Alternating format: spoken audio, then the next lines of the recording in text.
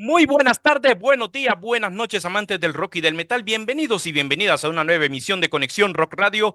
Y como siempre les saluda Johnny González. Para mí es un gusto que nos estén acompañando y como siempre les invitamos a que nos dejen su pulgarcito arriba y que disfruten del contenido que les vamos a ofrecer de manera periódica en nuestros reportes internacionales. Hoy una propuesta muy interesante con un personaje muy reconocido para los que conocen lo que es la escena del hard rock, del heavy metal, con mensaje cristocéntrico, y nos movemos precisamente hasta Estados Unidos.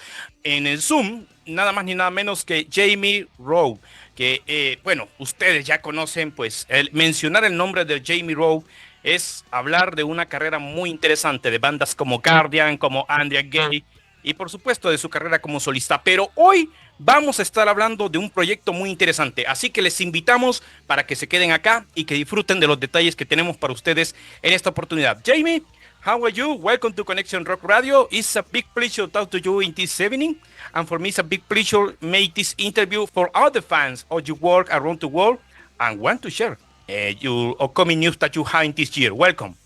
Thank you for having me, and glad to be there. And you're in Honduras, which is a wonderful place that Guardian traveled to quite a bit, and got some great memories down there. And it's been too long. 1999. Yeah, has it been that long? Oh wow! Sounds like somebody needs to schedule a trip down to Honduras. We're looking forward to you come again for our country with this new project. Okay, Jamie, start my interview with you. Okay. Let's talk about the activity or the current activity that Kalamity Kills, that is your new band. The band released the self-titled album in 2024. Who was the reception from the public and critics so far? Has it exceeded your expectations? Yeah, it's actually been pretty great. I kind of didn't know what to expect. Obviously, if people know me from my history with Guardian, I think they kind of expected a certain sound or a certain lyrical content or whatnot. And I'm very, very proud of my work with Guardian, and I wouldn't trade it for anything.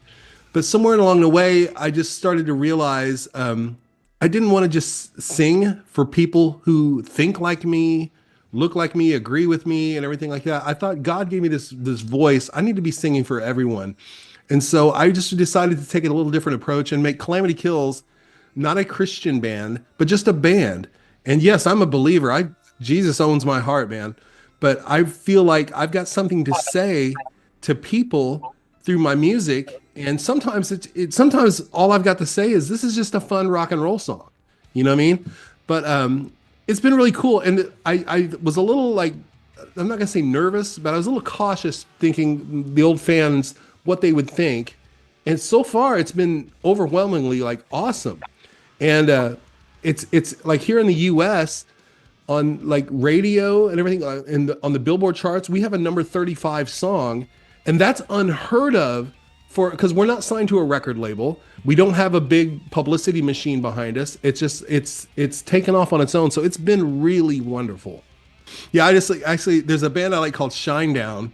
And they've got a new single. They've got one single at number 1, but then like 3 notches under us is their second single. And I was sitting there thinking, in what world is my song higher than the new Shinedown song? But here we are, you know? Okay, so.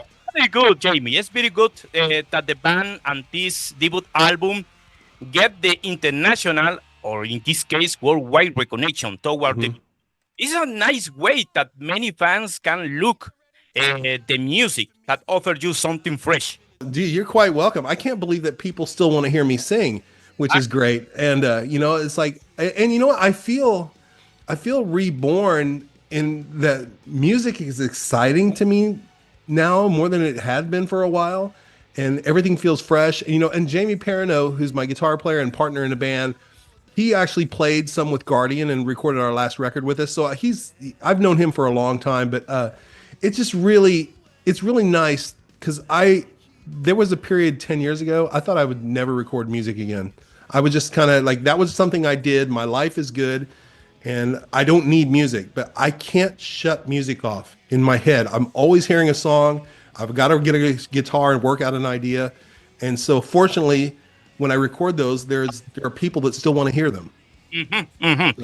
Currently, we know that the new album, this debut album, we released it in vinyl in this year. Why Yes. you to take this step, Jamie? Will there be any special edition with bonus material or something exclusive for the people? We know that releasing material in vinyl perhaps it's very expensive, but in Yeah. this case, what motivates you in releasing this also debut album in vinyl?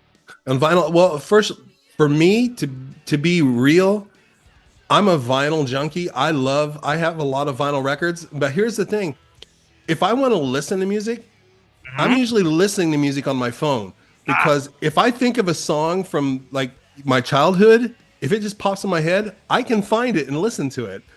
But there's something I love about having the vinyl record for the artwork and the big, square. And it's like I have a turntable, but I almost have the vinyls just as an art piece. It's more like an art piece rather than thing. But if I want to hear it, I'll put it on and it's a cool vibe. But if I want to hear something, I will put it on my phone. But as far as expanded editions or something bonus tracks, I hadn't thought of that. But that might be a good idea, because we've recorded a few songs since the record has been released. It might be good to attach those onto it.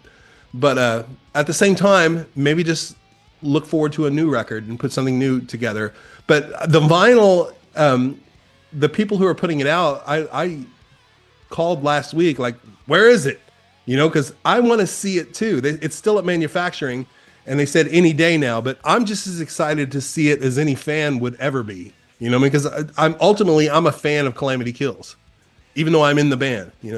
It's very good that the people who wants to collect or wants to get this material in vinyl, because you can deliver this debut album in this primitive format. Oh, I would love to do a cassette too. I would love to, dude. I really think there will be a cassette, maybe even if it's just 100 copies. I foresee Calamity Kills on cassette. And just once again, not because it's a great audio format, but because it's a collector's piece. It's nostalgic for some people, and it's just cool to hold in your hand. We know that you released a new single, in this case, Starry Skies, 1988. By the way, this is a number of an emergency, the line of prevention of suicide. This is a song, a powerful message about the in this kind of troubles.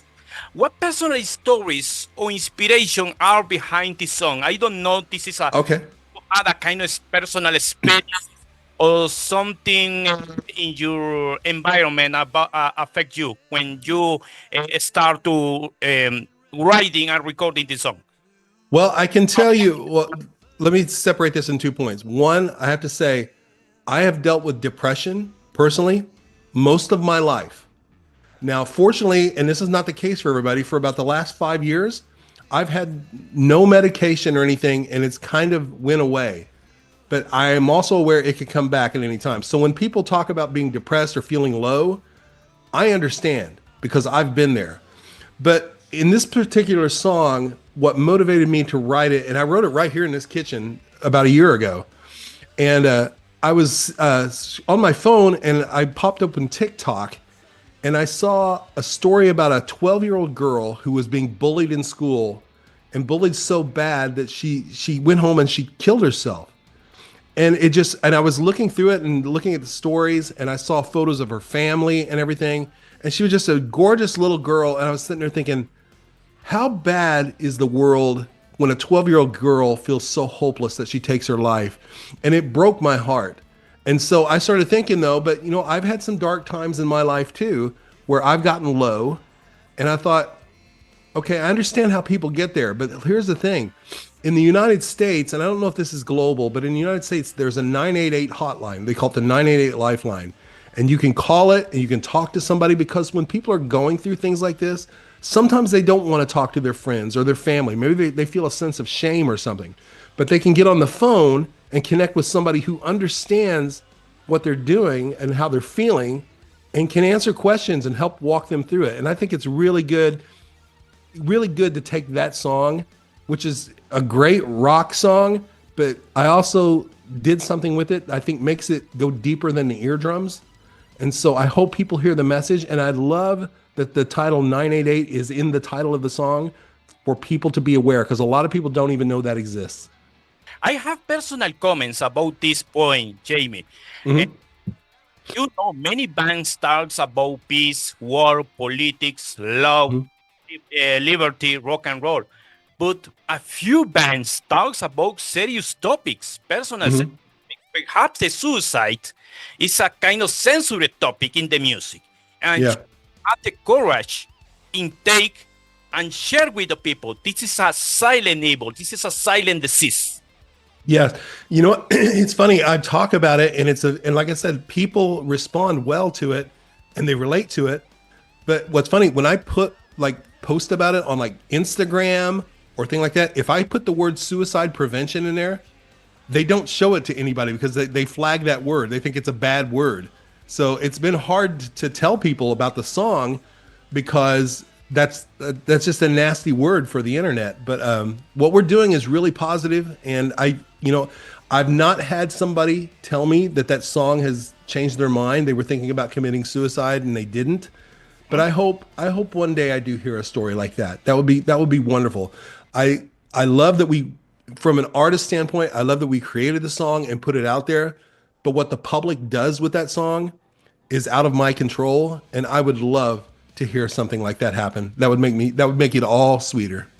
And this is the main reason that this song is the voice that the people that have no voice. Yes. Oh, that's a good way to put it. Yeah, it is. Or they're scared to speak out because they feel a sense of shame. They think they're the only ones going through that, and it's just not true. You know, I probably stood in Honduras on stage, you know, rocking out with a crowd with Guardian, looking happy. But in my heart, I was pretty depressed.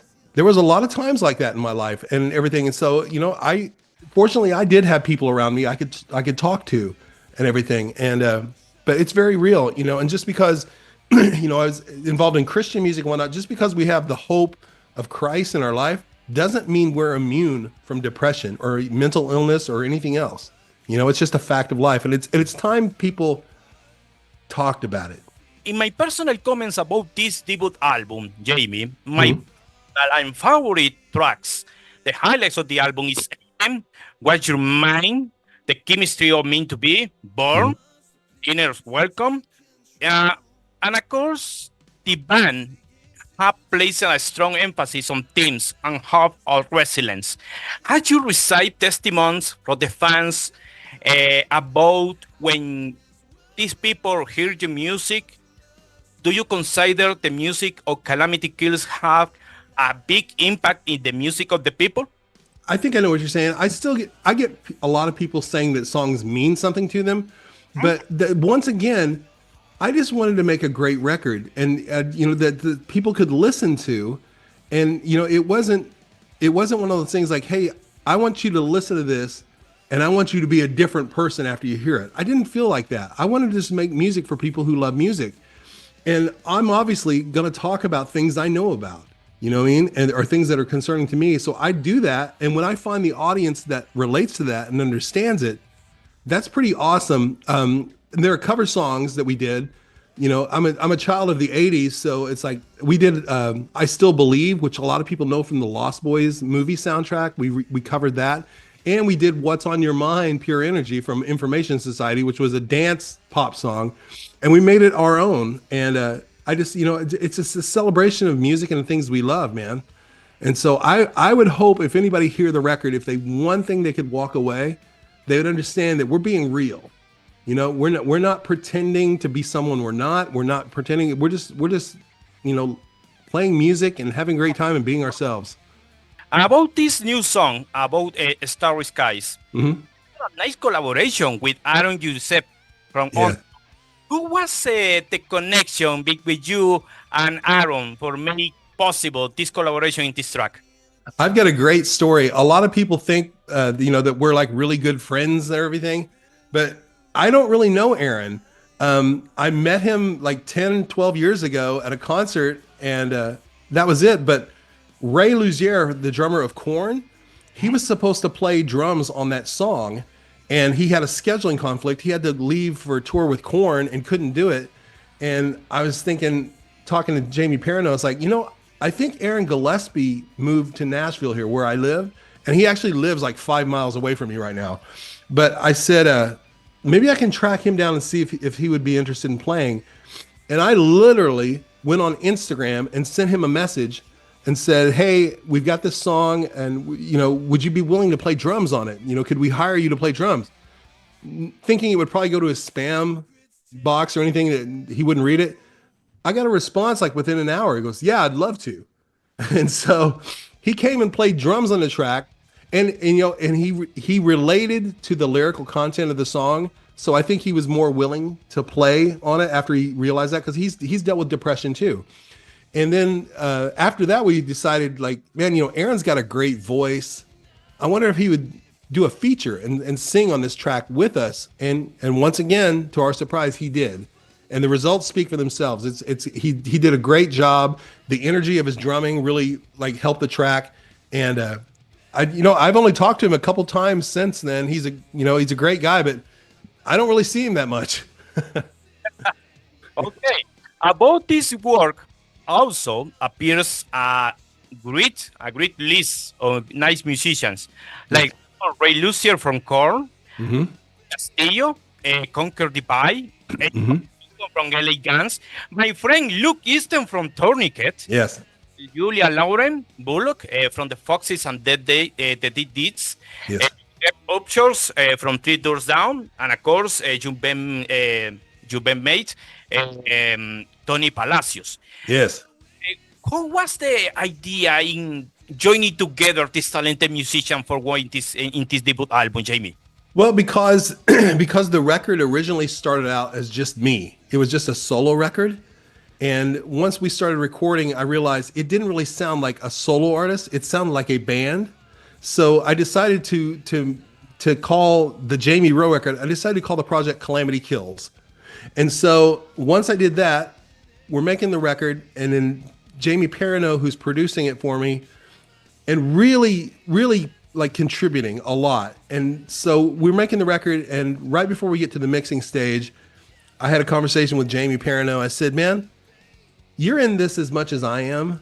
Why don't we just make Kalamity Kills a 50-50 partnership between you and I? And so we did. And so that came out. And then, but the thing is, we didn't have a solid band at that time. So we just decided to some of our friends that we knew that were really good and that were really into it. And we reached out to some people we didn't know. And we made the record with those guys. Ray Lucier from Korn is a great person. And I didn't know him until this record. And now he's a friend.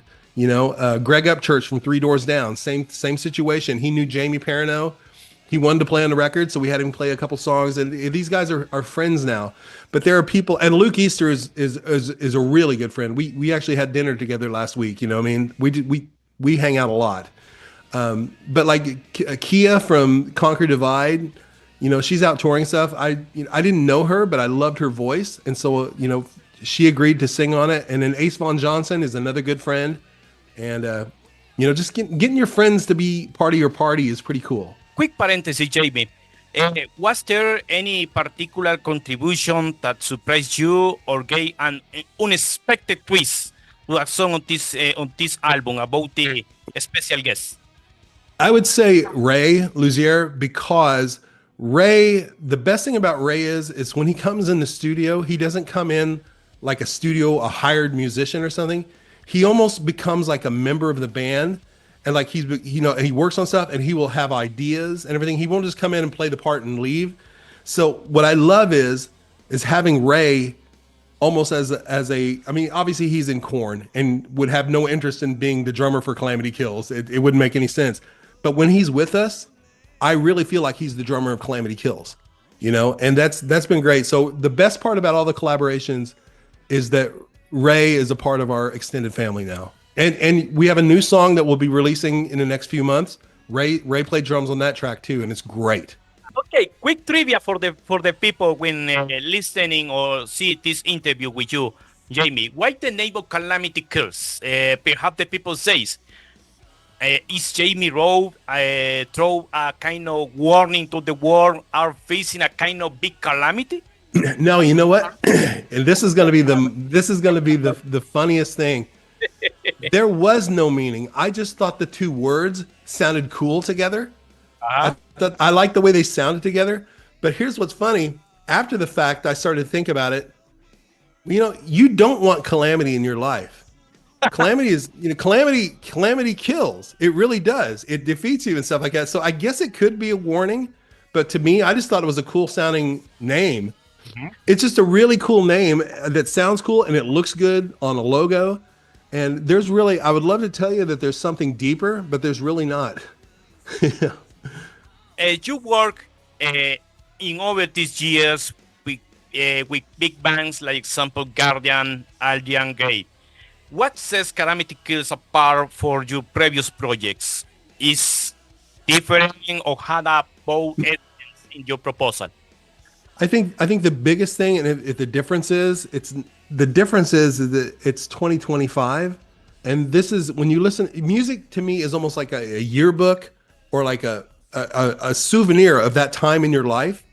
Mm-hmm. Like the Guardian Miracle Mile record was a great snapshot of my life in 1994. Kalamity Kills is a great snapshot of where I'm at in my life right now musically. And I think what sets it apart is I'm constantly growing. I'm not doing the same thing over and over, and I don't get bored that way. But I think the biggest thing is, man, is I mean, like I said, I've had a long history in music. The fact that I still get to sing for people just is a blessing, man. And I don't take that for granted. I'm very grateful. Mm-hmm. The people are looking forward to Kalamity Kills, also that carry the Christian-centric message in you. Mm-hmm. Perhaps the people are looking forward in get more into the social and personal issues. Mm-hmm. Man, like I said, I don't consider Kalamity Kills a Christian band. I don't, and because of the same reason that if I had a restaurant and I called it a vegan restaurant, then you would think it's only for vegans. You know what I mean? And so in the same way, I don't want to call Kalamity Kills a Christian band because then you think it's only for Christians. And it's not. It's for everybody. I always say this. I've never met a person who God didn't love. I want to make music for that person. Mm-hmm. And so the biggest thing for me is, and there are people that want to put me in that box and they get very vocal about it. You know, they shout, you need to be doing this. You need to be doing it. It's like, I need to be doing what God makes me feel comfortable doing. And that is playing music for people. And if it means that I don't get, the applause from believers in Christ, so be it. Because at the end of the day, I answer for me, nobody else. It's not a group project. It's just me, And so whatever I do musically, whatever I do in my life, that's on me. Nobody has a say in that. But I just want to say that Kalamity Kills is not a Christian band, but I will tell you that Jamie Rowe is a believer in Jesus Christ. In a few words, people, please, not just a book for the cover. Only listen the music, not criticize the cover. Enjoy the music, enjoy the proposal, and the people are behind the songs. I agree with you. It's the heart behind the music is a lot, man. It's really powerful. Okay, the people in Latin America are looking forward perhaps in the next years, I don't know, 2025 or 2026 or region. I remember when you says the first time when you play in Honduras with Guardian in December of 1999. I want to know, what memories do you have about the first visits and when you promote Promesa in this case? Oh, man. I remember that whole time. Like I said, the Latin American audience for us is very special to Guardian. And let me tell you this. I get offers to come and play like acoustic Guardian songs like at festivals and stuff here in the U.S. In the U.S., I don't do it. I've kind of moved on. But Latin America is so special to me that I usually say yes when I'm offered because I don't speak Spanish. I sing it in Spanish. And the people just embraced us so much that it's like, it's almost a way for me to give back. Like, thank you for letting us be a part of your world. So I'm actually playing an acoustic set in Mexico City on, I believe, May 29th, I want to say. You come to play in Mexico City with another great musicians. Yes, there's other artists like John Schlitt from Petra, Mike Lee from Barren Cross, Dale and Troy from Bride, and I believe Les Carlson from Bloodgood. So it's going to be a good day for the music fans that love that type of music. It's going to be wonderful. But I believe there's another date after that a couple months later in Costa Rica. And if that happens, I don't know why in the world they can't bring us to Honduras too. That'll work out. People need your music here perhaps in Guatemala, El Salvador, Honduras, perhaps Nicaragua, and of course Costa Rica. I remember when Martin Howe brings the band here in the country. I remember. Yeah, Martin. Years later, he works with Petra. Yeah, Martin did. Yeah. Yes. Yeah. We're looking forward that you come again in our country and the people will receive you and your bandmates with a warm reception. Oh man, I would love that. I would absolutely love that. Okay, my dear friend. Currently with this album, the people are looking forward if you working something new in the process, or currently are you focused in promoting multi-album around the world? No, we're still promoting the record, the album. We want. There's still a lot of people who have not heard the record, that haven't been exposed to it. Like I said, we don't have a record label. We don't have a thing. So it's just basically the fans are spreading the word. And so we're still focused on letting people hear the record, but we are still continuing to record new songs, and we will be releasing new music all along the way. So it's a mixture of, we're just functioning as a band, but we really want people to hear the debut record.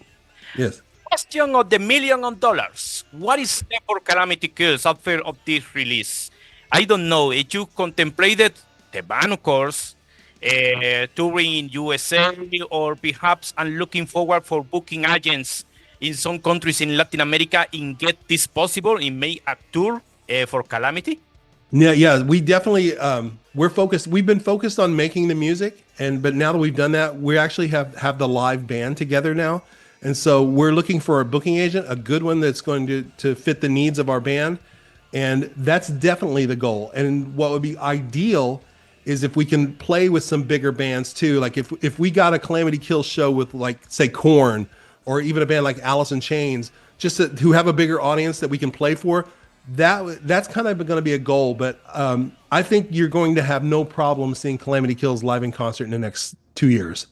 I would say so. Okay, my dear friend. What message do you want to send for all the people that enjoyed this interview? And of course, thank you very much for your time in your house here for Conexión Rock Radio. We're looking forward to talk again in the future and give continuity, the history of Kills made for the people around the world. If I have a message for people who are listening, I just want to tell you this. My name is Jamie Rowe. A lot of you know me from a band called Guardian. These days I play in a band called Kalamity Kills. I want to tell you something. The people of Honduras and all of Central and South America have given us more love than any other audience in the world. And all of us to this day, in Guardian especially, really cherish our memories of being in places like Honduras. And I still have trouble saying the name Tegucigalpa. It's hard for me to say. I don't even know if I said it right. Tegucigalpa. See? Exactly. But I love that the audience made us part of their family.